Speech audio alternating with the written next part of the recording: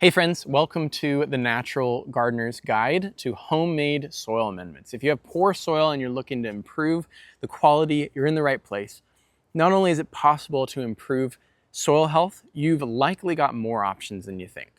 This is going to be a mini course survey covering 6 categories of solid soil amendments as opposed to liquid soil amendments. And I've ordered these categories from easy to difficult, or at the very least, more nuanced. No one of these is going to solve every garden ailment, but each will bring its own serious benefits, even the most basic ones.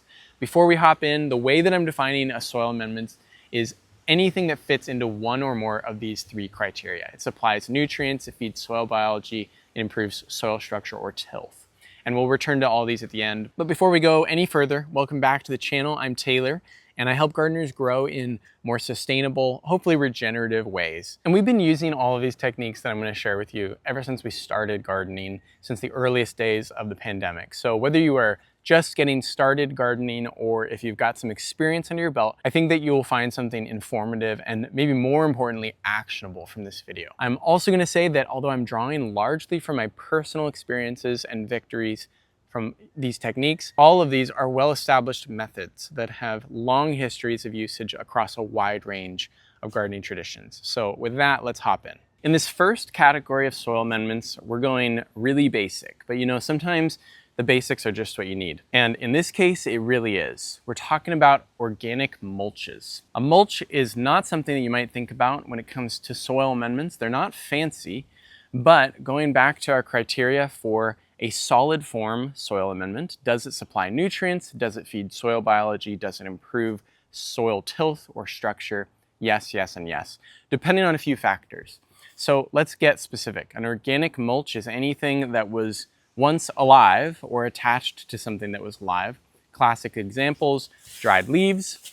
These are one of the best mulches for a number of reasons. They are great for feeding soil biology. They're usually free if you have some social skills and can talk with your neighbors or anyone that you know that has a tree in the yard. Great option. Quick warning about leaves though. We had a bad experience at the beginning of this growing season with leaves from our oak tree. Turns out oak leaves harbor caterpillar larvae. The baby caterpillars use the leaves as an initial food source, and when they're done with that, what they do, well, let me tell you, The Very Hungry Caterpillar might be a popular book in my house, but it's not exactly accurate, Mr. Carl.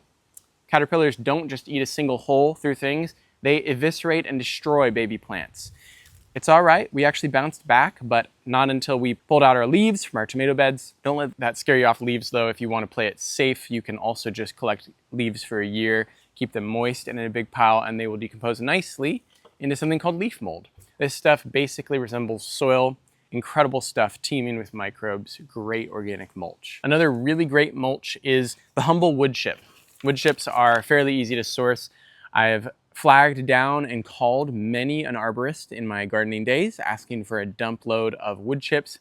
If you offer them 50 bucks, they're usually happy to dump them wherever you want. Of course, if they're not super business savvy and you're nearby, they might just give you them for free. Wood chips are a solid option for garden beds where you're not moving plants around a bunch in and out of the soil. Your perennial garden beds are great. Wood chips break down slowly, meaning that they will stick around for a while and feed soil fungi readily. You can use wood shavings. These are also may be available for you inexpensively. Check your local woodworkers, carpenters. They've often got bags of sawdust or wood shavings for sale. Of course, make sure that you're getting pure shavings, nothing containing lacquer or paint or anything that you don't want on your soil. So leaves, leaf mold, wood chips, and shavings are all what we would call high carbon material, meaning that the carbon to nitrogen ratio is higher. Leaves are estimated to have 60:1 carbon to nitrogen ratio. Wood chips are significantly higher.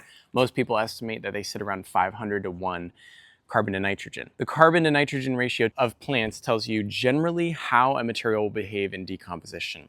The higher the carbon number, the slower the material decomposes. On the flip side, we have got more nitrogen-rich materials like grass clippings, which for reference have around a 10:1 carbon to nitrogen ratio.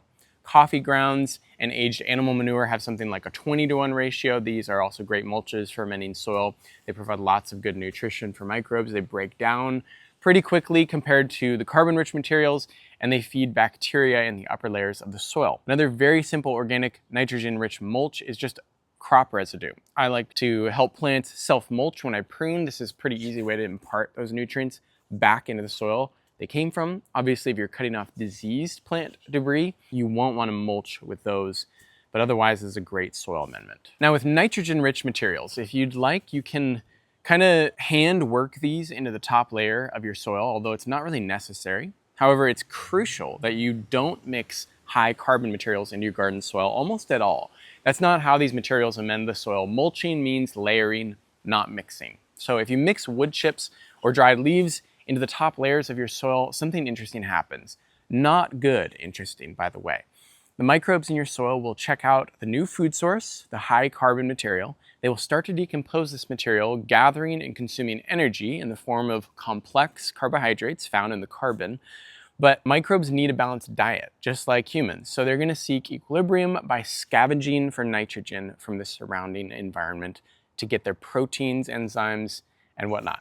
This then ties up nitrogen in the microbial bodies, meaning that until the carbon materials in the soil are fully decomposed, that nitrogen is not going to be available to your garden plants. So why do carbon-rich materials like leaf mold and wood chips become a soil destroyer when mixed in, but a soil amendment when layered? Well, if carbon materials are kept on the soil surface, they get the chance to break down slowly, little by little, and only the top ½ an inch or so is affected. So that top inch might be a little bit nitrogen depleted, but deeper down where the plant roots are growing, there will still be plenty of nitrogen for microbes to exchange so that your plants can grow well. These kind of mulches also act as a soil protector. They shield microbes from the environment, at least give them a bit of a buffer, and they can provide a steady source of food for them to break down into humus. What you really want to avoid putting on your soil are things like sprayed or treated or painted mulches. From my perspective, it completely defeats the purpose because these compounds, the dyes, the coatings, pigments are all fairly proven to disrupt and harm soil biology. And frankly, the companies that produce these kind of mulches like Scott's, Earthgrow, have no interest in keeping soil biology alive. It's actually in their best interest to keep it suppressed and killed, because then you have to buy their synthetic fertilizers and pesticides. It's a complete package deal. So if you're looking to maximize the aesthetic, I personally think that you'd still be better off just using an untreated substance like leaf mold or wood chips or straw. If you want to shell out a little extra cash, you could go for bark or bark dust to just make sure that it doesn't have any coloring added to it. Now, what is the best timing for soil amending with mulches? Well, truly any time of the year is going to build soil. Of course, the sooner the better, because as soon as your organic mulch hits the soil, it's going to start decomposing faster and the microbes are going to get to work and worms are going to be attracted, all of that good stuff. If you can mulch your beds at the end of the growing season before winter, that gives the mulch all winter long to decompose and amend your soil passively without you doing much. And speaking of passive amendment, that is going to bring us nicely into our second category of soil amendment, another really simple one. I'm calling it slow release minerals. And I know, trust me, it is not as sexy as it sounds. Slow release minerals are a really simple way to supply soil biology with food that can be processed and delivered to plants. And one of the most common, almost macronutrients that we're looking at here is calcium. To source materials for this, you probably already have at least one of them on hand already, but why do we need calcium in our soil in the first place? Calcium is crucial for assisting with plant cell structure. So plants with long floppy stems and foliage may have a lot of available nitrogen in the soil, but be depleted in calcium. Another really easy way to see a lack of calcium availability in the soil is in tomatoes or squashes with something called blossom end rot. When you see this area on the bottom side of a tomato or the blossom end, it means that calcium is an immobile nutrient in the plant. And this doesn't always indicate a lack of calcium in the soil. It can happen due to lack of water or an abundance of other competing nutrients in the soil. But one cause can simply come from a lack of calcium in the soil in the first place. Calcium is needed to build fruits, and when these fruits grow, especially rapidly in size, when there's not quite enough structural support due to lack of calcium, the cell walls weaken and collapse and the fruit begins to rot. Luckily, there are a few very easy fixes to this. And like I said, you probably have at least one of these available to you right now eggshells and oyster shells. These are a great soil amendment because they provide a spectrum of nutrients, although definitely calcium dominant, but you don't want to just go around tossing eggshells on your garden beds. Instead, if you're going to use these, you want to treat them a bit by grinding them up. So collect your eggshells and then bake them at a low temp so that all the egg white residue and that film on the inside of the egg shell gets burned off. And then you can crush these up. I'll say that in my experience, hand crushing is not the way to go. Of course, if hands are all you got, go for it. But this is going to take a lot longer for the eggshells to break down in the soil than if you can grind them up with a mortar and pestle or a food processor or a blender. And for perspective here, I have put hand crushed eggshells into the soil, even hot compost in them first, and found them years later intact. It's estimated that it takes around 3 years before whole eggshells will noticeably break down and start imparting calcium to the soil. Now this can be a way to sort of draw out the mineral release over the course of time. Maybe that's something that you want, but even crushed up eggshells into powder form can take 6 months to start really making calcium available for plants. It's a slow release mineral source. I don't have a ton of access to oyster shells, so I don't use them as much, but I've heard that it takes even longer than eggshells to break down into plant available minerals in the soil. If you've got them, and if you've got a way to crush them up finely, that's great, and you should definitely use them. Another slow release mineral supplement comes to us in the form of bone meal. And here's another one that I've done it kind of both ways. I've thrown whole bones into my soil, usually coming from my compost, and they'll just stay undecomposed forever. Whole bones, depending on the size, can take many years or even decades without proper treatment. So, like with eggshells, I recommend that you grind these up as best as you can. This just helps increase the surface area, which allows microbes the ability to decompose them more quickly. So for big beef bones, I'm really running them through a lot of processes. Almost always they're coming out of my bone broth into the Bokashi bucket, through the soil factory or a hot compost pile, or into the fire to burn up for biochar. And by the end of any of these processes, they're usually fairly easy to crumble by hand. They're also likely a little bit less packed with minerals, but even after having gone through all of these processes, the calcium and the phosphorus is still making up 80 to 90% of its mass. They've just become crumblier as the collagen has been leached out and the microbes have softened the bone structure. Now, of course, another use for all of these calcium and mineral-rich materials is to make a water-soluble mineral solution by soaking them in vinegar for a few weeks. These are a few of the 9 core Korean natural farming inputs, and the solution will provide you with water-soluble calcium acetate with the eggshells and calcium phosphate from the animal bones. But as a slow-release source of minerals, these guys are going to be great to add to your soil as a general amendment. I'd recommend incorporating these either by top dressing the soil with them, and they're just working their way down into the soil via water and gravity, or if you are tilling up a patch of compacted soil for your initial garden bed creation, you could sprinkle them onto the soil before tilling them in. If you've already got your beds made, don't mix or till these into the soil, just let the water and the worms do it for you and it'll end up better. And speaking of low disturbance soil amendments, let's transition to one of the best ways to add nutrients, improve soil structure, and feed soil biology. Number 3 category is beneficial plants. Believe it or not, one of the best things that you can do for your soil at any given time is to get plants into it.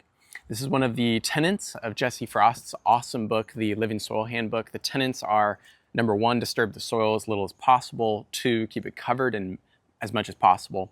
And 3, keep it planted as much as possible. So if you haven't checked out his book, I highly recommend it. There's a ton to be learned there. Really solid research and personal testimonies. Great stuff all around. So what we're talking about with beneficial plants is this concept of a living mulch. Plants, especially the ones that we're going to talk about, are going to do so much good stuff to amend our soil.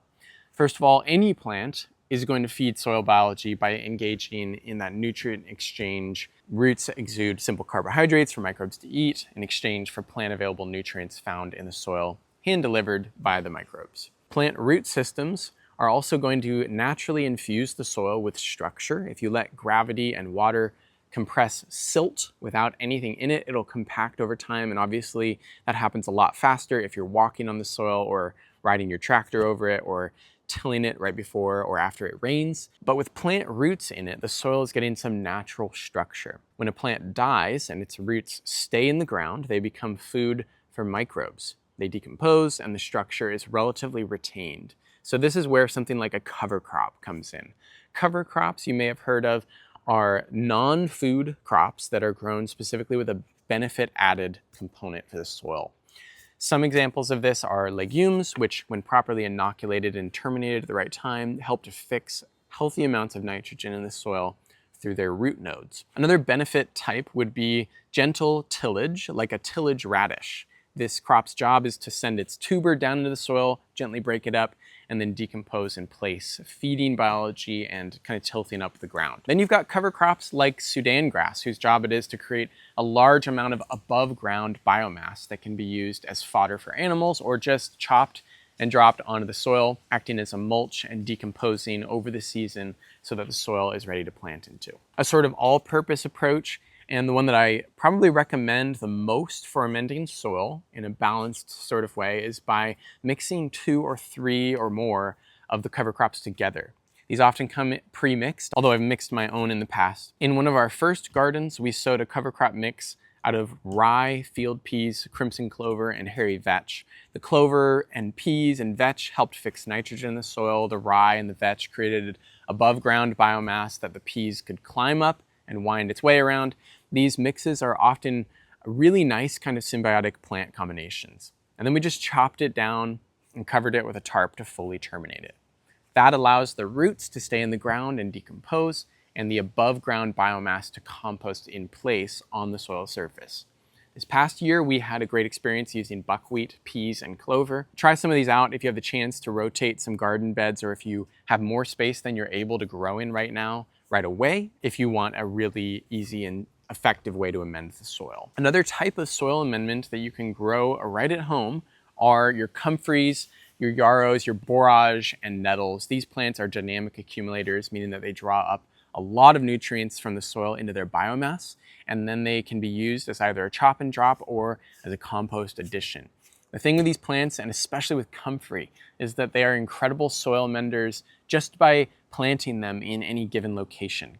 Comfrey famously thrives in poor soil, sends down a long taproot, and periodically sheds off pieces of its root system to feed soil biology in areas where it's lacking. So comfrey is a great addition to orchards, even small ones in the backyard, or perennial systems where you're not going to be mowing or moving plants around a ton. Yarrow, borage, and nettles are also a few other excellent beneficial plants that can be used as companions or as chop and drops within your garden. The key with these is that makes them so special is the abundance of nutrients that they hold on to and how readily they impart those nutrients back into the soil. For all of these plants, you can start them from seed, transplant them, or direct sow, and then they will self-seed or come back stronger year after year. The only one that I encourage gardeners to buy starting as a root cutting or a crown is comfrey, specifically Bokashi 14 or Russian comfrey. There are some other varieties like this, but essentially the Bokashi 14 comfrey is sterile, meaning that it will not self-seed. It only propagates via root cutting. And this is a nice way to be kind of a bit more in control with its spread. I've never grown other varieties of comfrey, but I have heard that they can spread very aggressively. That said, they're such a nice plant to have around, millions of uses.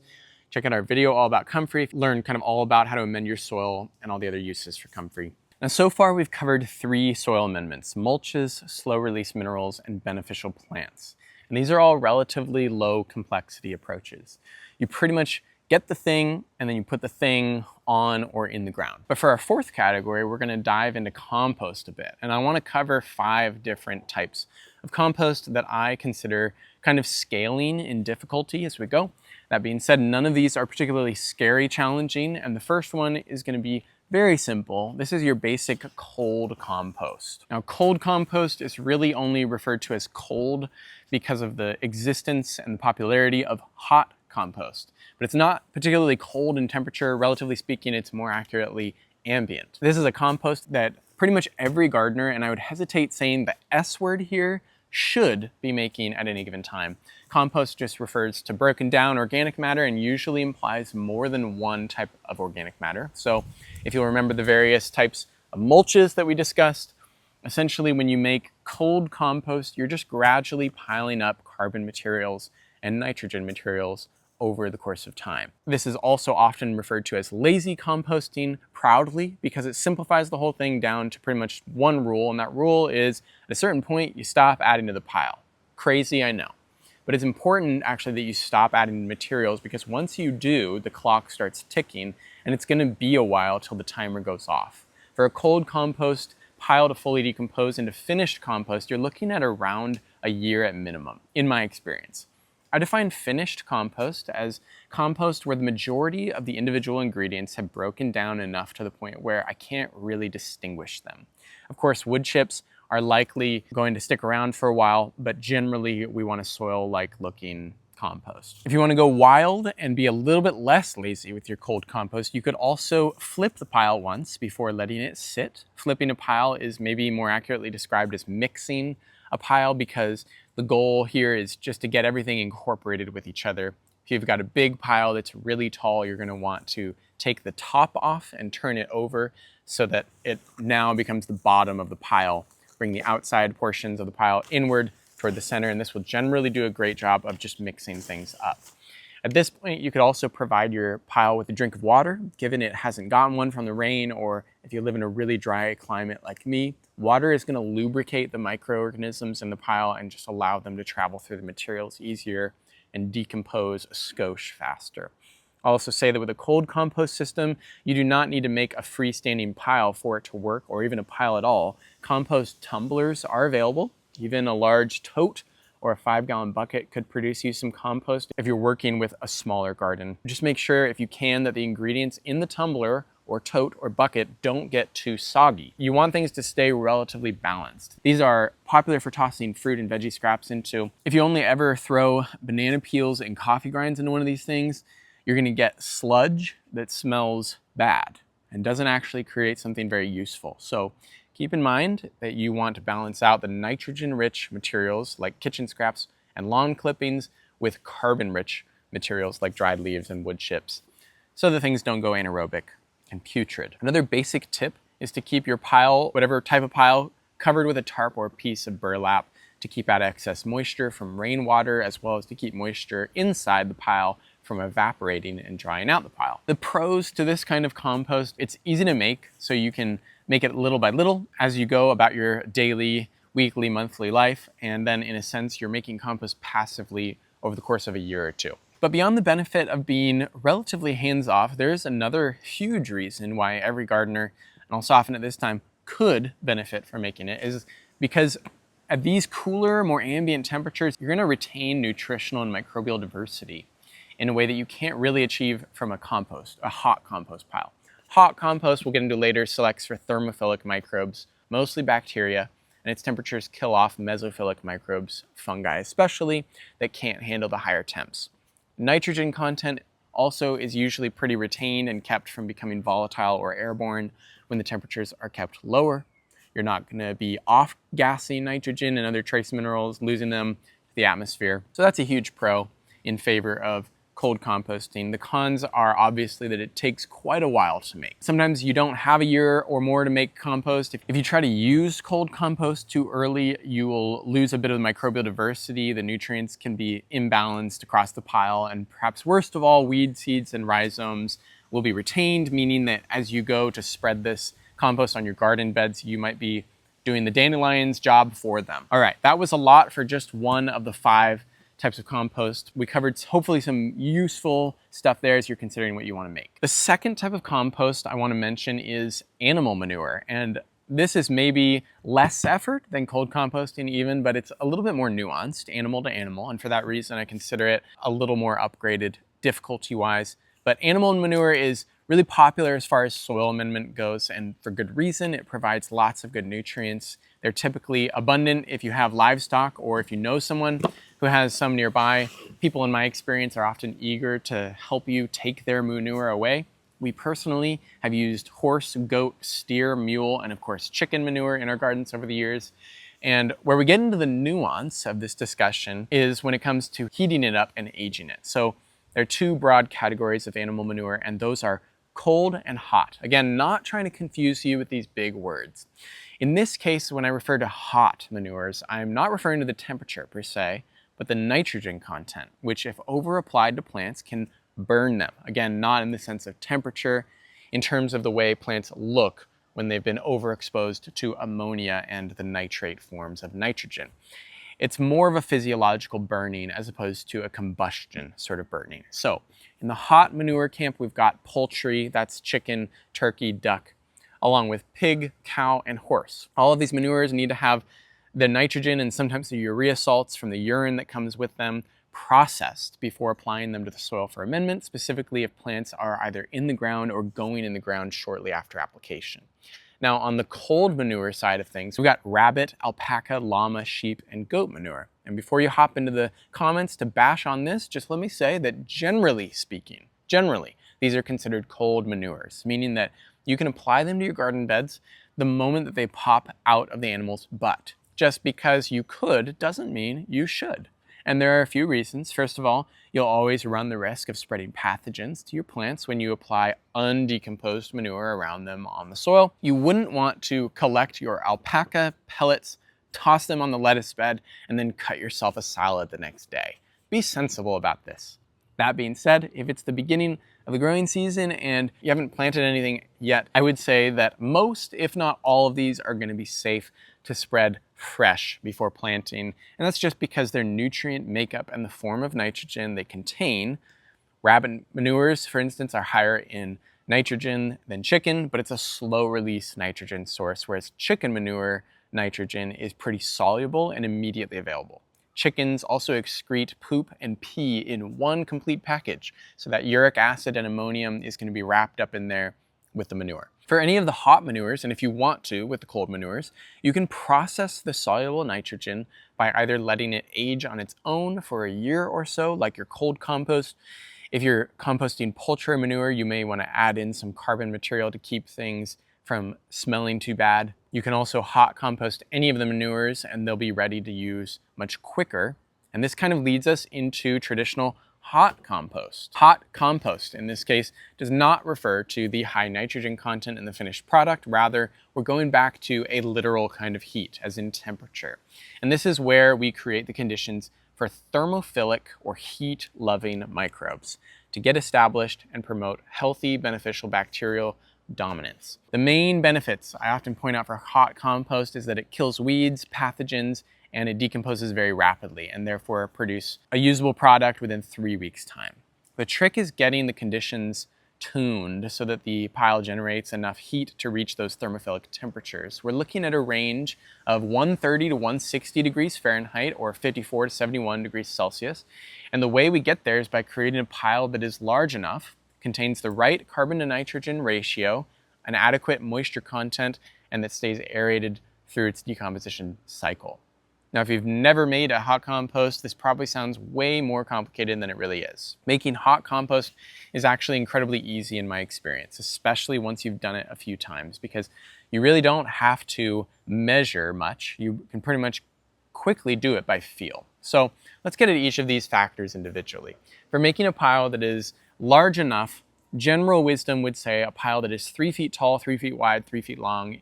In metric, this would be a meter tall, meter wide, meter long. That pile is going to be able to retain the heat it generates, given it generates it in the first place.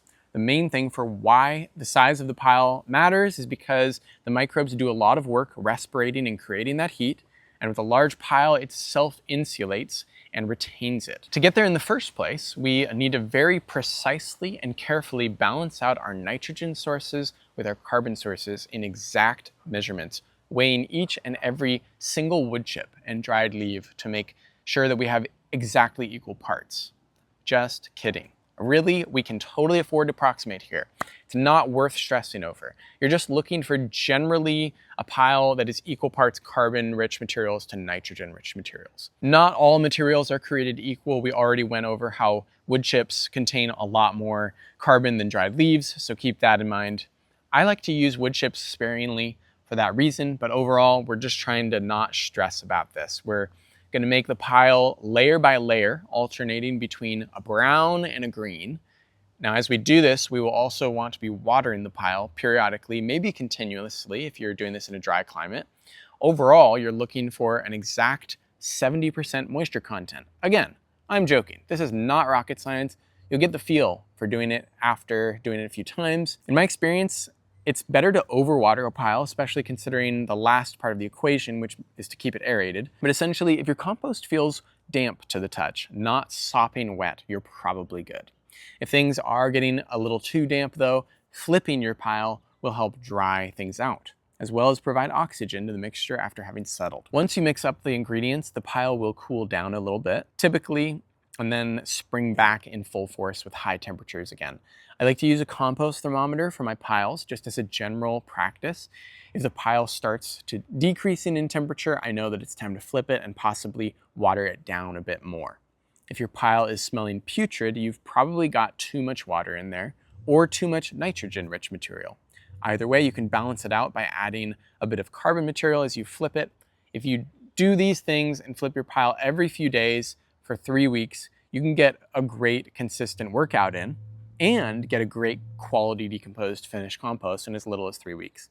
We already went over the downsides in the cold compost section, so I won't reiterate those. One other obvious downside to hot compost making is that you need all the ingredients on hand to be able to make a big enough pile at one time, which can sometimes be tricky, especially with sourcing enough nitrogen material. One last thing that I really find useful is to shortcut a lot of the process of finding all the ingredients, stockpiling them, and then hand mixing by just letting my chickens do the hard work of adding the nitrogen with their poo and mixing up and shredding things. I like to feed my chicken run a wide range of carbon materials for my chickens to poop on and scratch through, and then every so often I'll pull out the material that they processed, hot compost it, and I usually don't have to add much more nitrogen. Now, if you are struggling to stockpile enough nitrogen, this next type of compost is going to be a huge benefit to you, and that's because it allows you to preserve nitrogen-rich materials until you have enough to incorporate throughout a big pile. So this brings us to bokashi. Bokashi is a Japanese word that means fermented organic matter, and it's a way to pre-ferment food scraps and nitrogen-rich plant debris. Most notably, it is a way to pre-digest meat and dairy and any cooked foods which would otherwise be difficult to compost on their own, so that you can decompose them and use them in your garden. We start by using an inoculated bran or a spray, which we'll cover a little bit more in the next section on inoculants, but we use this substance to coat our food scraps. Again, you can use any nitrogen-rich substance, grass clippings, comfrey, crop residue, and then we place them in a container that has a drainable bottom. The drainage here is key, otherwise the bad bacteria take over, but essentially our food scraps will ferment in this container for a few weeks, and then they're ready to be used either in a hot compost pile or in a soil factory, or more simply just as a general soil amendment. This stuff decomposes quickly in the garden. Bokashi is a great way to increase the organic matter content within the soil. It obviously brings a host of beneficial bacteria with it and good nutrients. If you are going to use it directly in the soil, make sure that it's been fully fermented for at least 2 weeks, if not a little longer. But then you can just dig out some soil, lay the food scraps down in place, and cover them with the soil that you took out. You could use these to get a hugelkultur style garden bed started. However you want to add these to the soil, make sure that they are completely covered with soil so that they can decompose fully, and then just wait a month before planting into that soil. You can check out our experiment video where we looked at 7 or so side-by-side comparisons of different substrates to decompose bokashi in and how they each performed. Directly in the soil was one of the most effective and fastest ways to do it. It's also the simplest approach. So if you're growing on a smaller scale and are just trying to start a few raised beds from scratch, you could turn your food waste into garden soil over the course of a year and be pretty set. The last compost type soil amendment is going to be a classic, and it's actually kind of bokashi adjacent vermicompost. Of course, your worm bin is another great way to dispose of your fruit and veggie scraps and turn it into microbially rich compost. We've got several videos detailing the various ways we incorporate worms in our gardens. The thing with vermicompost is that a little goes a long way. It's kind of like regular compost on steroids. very nutrient dense, lots of bacteria, so much to the point that it kind of skirts the line between compost and soil inoculant. It's going to contain a rich amount of nutrients as well. And I guess to conclude this section, the point of any of these types of compost is that they act like kind of a more complete package of nutrients and microbes than your individual ingredients that you might mulch with. The purpose of really any compost is to create a balanced organic material to then bring balance to the soil. And you don't need to till it in, especially if you're placing it on an established garden bed. If you're breaking new ground where you know there's compaction, of course, go ahead and till it into the soil to get it dispersed more quickly. But otherwise, with the exception of Bokashi, a simple top dressing should do the trick. And speaking of top dressing, it's time that we moved on to what I think is one of the least talked about categories of soil amendments, inoculants. For these recipes, I'm going to try and give you a full picture of what we're looking at when you go to make one of these without having to go completely in depth, because we have full videos covering each of these. But I also understand that you may not want to go searching for them until you get a better idea of what you're getting into. We just released a video going over a very specific soil inoculant that you can make at home that you're unlikely to ever be able to find at the store. But here I wanted to give you an overview with some different options I think gardeners have for really useful shelf-stable soil inoculants in solid form. None of these are what I would call easy to make, but the first two should be relatively approachable. So if you're thinking about getting started with homemade soil inoculants to amend your soil with, start with these. The first one is Bokashi brand. Now, we already discussed Bokashi a bit in the previous section, but here I just want to talk about the merits of using the brand itself in the garden as a soil amendment all on its own. Like I said before, Bokashi is a way of anaerobically fermenting organic matter, whether that's plant debris or meat or dairy or whatever, and that means that whatever microbes we've got locked up in the bran need to be able to wake up in the presence of water and start getting to work. We'll talk about what kind of work momentarily. Whatever microbes that you've got in your Bokashi bran, one of the main types that's going to be present are going to be your lactic acid bacteria, or LAB. And this is the main thing that I use in my Bokashi bran. I take a carbohydrate source, usually wheat bran, and then I mix it up with water and a homemade batch of LAB. This stuff is super easy to make. We've got videos on this, but you're basically letting rice wash water ferment for a few days, feeding it whole milk, and then collecting the whey that separates out from the curdled milk. This whey feeds on and colonizes the bran in an oxygen-free environment, anaerobically, which I just use a plastic garbage bag and a 5-gallon bucket for this. It takes a few weeks for the microbes to saturate the carb source, but once they have, we take the inoculated bran and dry it out until it's completely dry to the touch. This makes a shelf-stable Bokashi bran that can be used for fermenting food scraps or for inoculating your soil directly. Now, why would you want to use this on your soil? Well, what happens when this gets watered is that the microbes are going to wake up, in this case, the LAB, and they're going to wake up in the presence of soil. Immediately, they'll start eating up the remaining wheat bran, but they'll also start feeding on the organic matter in the soil. And as this happens, they convert carbohydrates and the sugars into lactic acid. This lowers the pH of the soil that they're working in, which creates a generally inhospitable environment for pathogens and other opportunistic soil bacteria. As the simple sugars are depleted, the LAB activity tapers off, aerobic bacteria and fungi that can tolerate the more acidic conditions move in, and they're gonna have a nice initial food source from the rest of the bran, mostly left over from the carbon that the LAB didn't consume. Long-term, pathogens get crowded out, beneficial microbes get welcomed in, everybody's happy. Well, not the pathogens.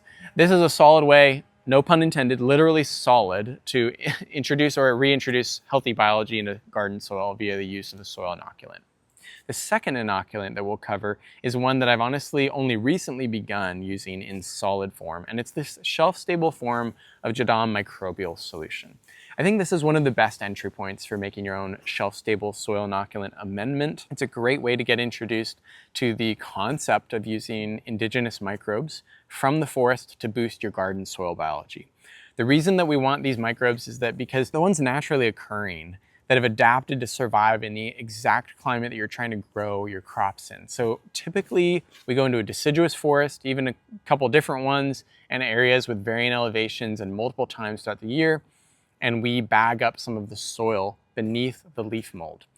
In the book, Young-Sung Cho talks about the merits of this soil, leaf mold soil, and how it brings diversity and resilience into his garden by further culturing the microbes in the soil. So to culture any microbe, you need a food source, typically a simple carbohydrate. To make this soil inoculant, you're going to basically need to make a compost tea using dechlorinated water in a 5-gallon bucket or much larger container if you want to make more.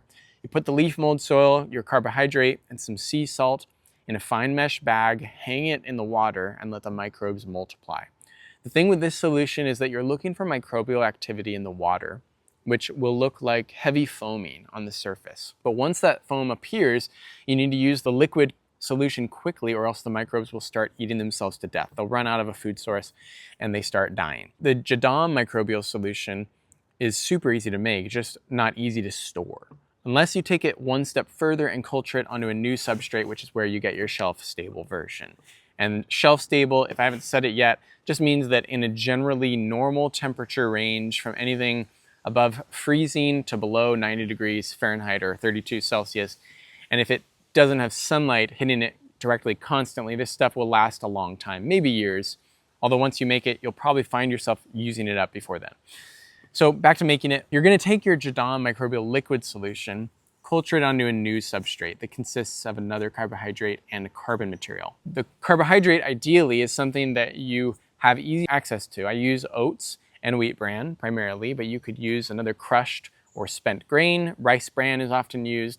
And then similar to making the Bokashi bran, you're going to saturate that dry mixture with your liquid microbes. The difference here is that when you're going to further culture JMS in this way, the microbes are staying aerobic. Ideally, you do not want your pile to go anaerobic, or else you risk selecting for less helpful microbes. This small pile is going to heat up, similar to our thermophilic compost pile, only we want to try to keep the temperature much lower, below 120 and above 110 Fahrenheit, or 43 to 49 Celsius, because this is the range where our mesophilic microorganisms are going to perform and multiply the best. We're going to be able to retain a lot of diversity in these temperatures, which makes for a well-rounded, microbe-rich soil inoculant that will help us amend our garden soil. Again, if this process feels like something that you'd be interested in trying, please check out our latest video on the topic.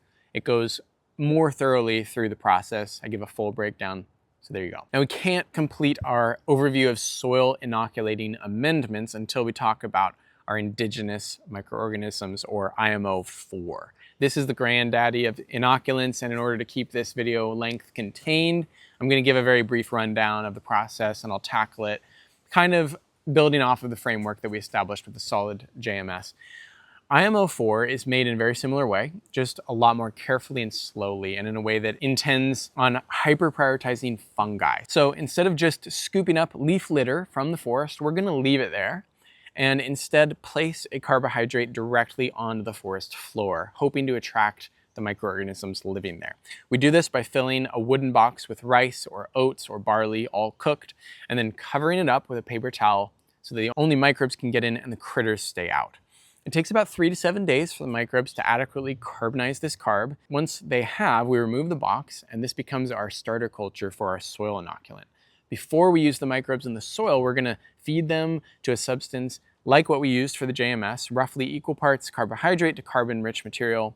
Monitor the temperatures. Similarly, don't let it creep up beyond 120, and then once it cools down, we take it one step further. This time we mix the IMO3 material with native garden soil, and this is what takes IMO to the next level.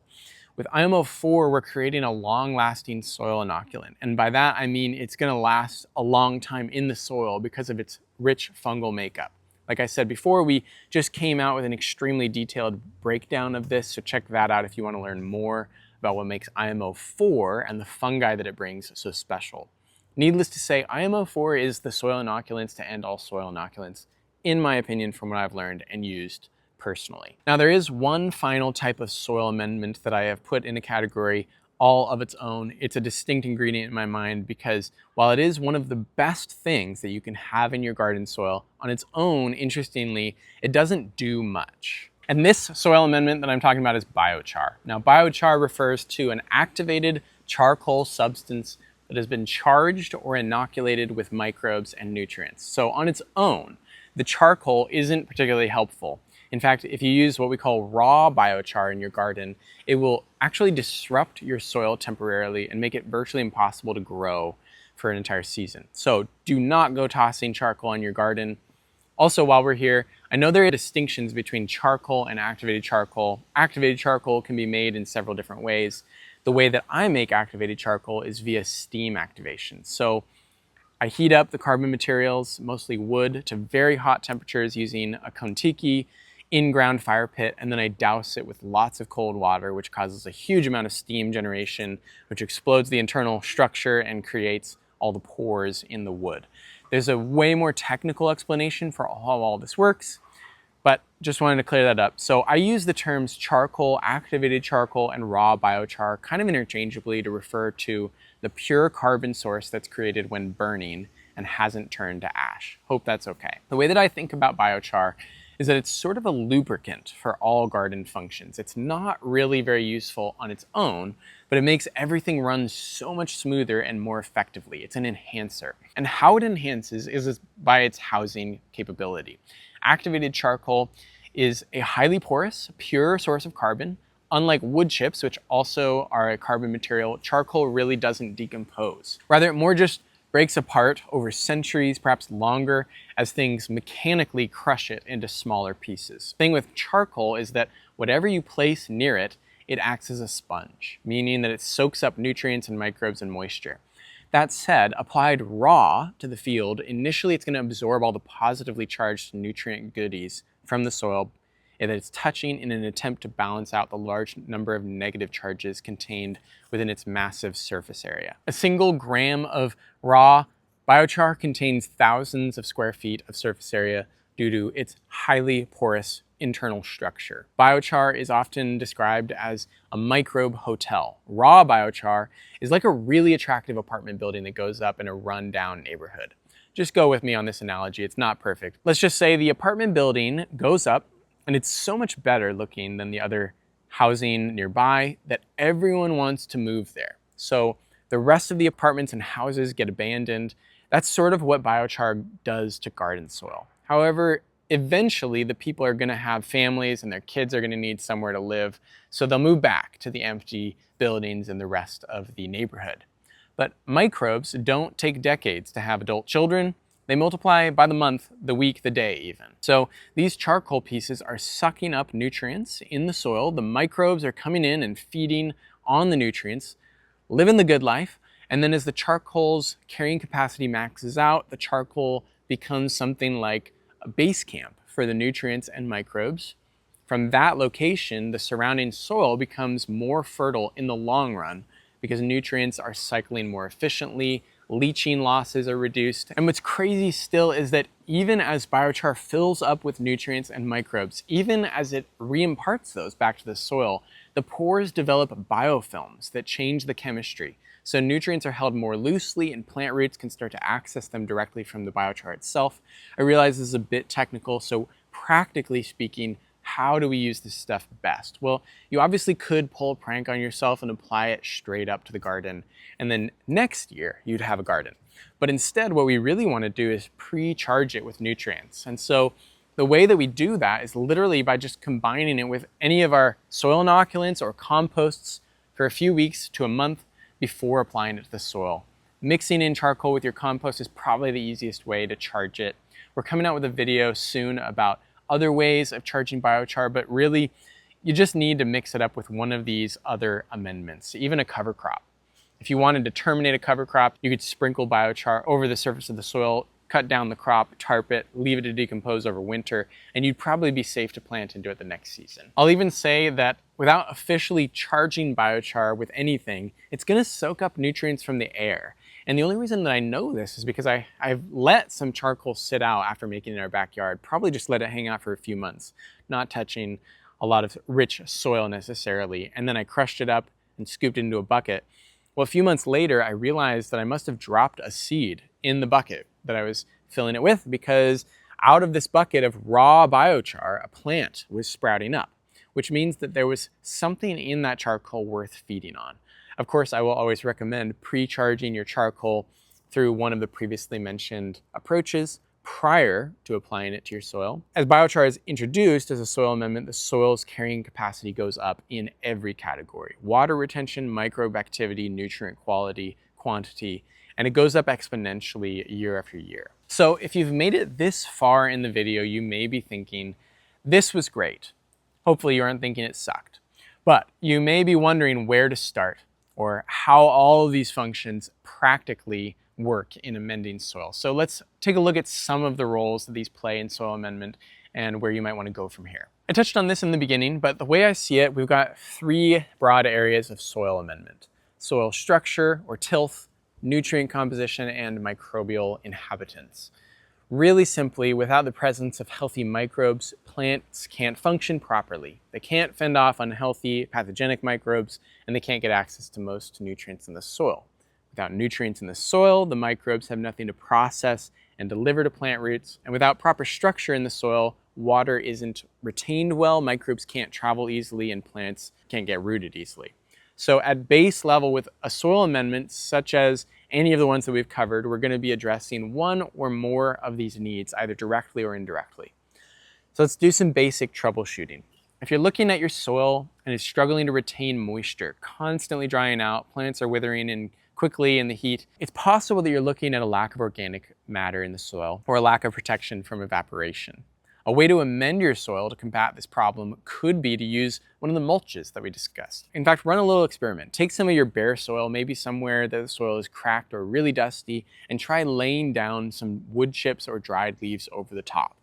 Pile it up at least a few inches high, and then water it down so that the soil beneath gets damp. Then water the soil nearby and see what happens over the course of the next few days. Check on the dampness of the soil under the mulched soil versus the unmulched soil. Likely, you'll immediately notice that the mulch has helped retain moisture in the soil beneath it, at least more than the unmulched stuff. You could take this a step further and water the mulched soil once a day or every few days, just a little bit, just to keep things saturated without disturbing the soil.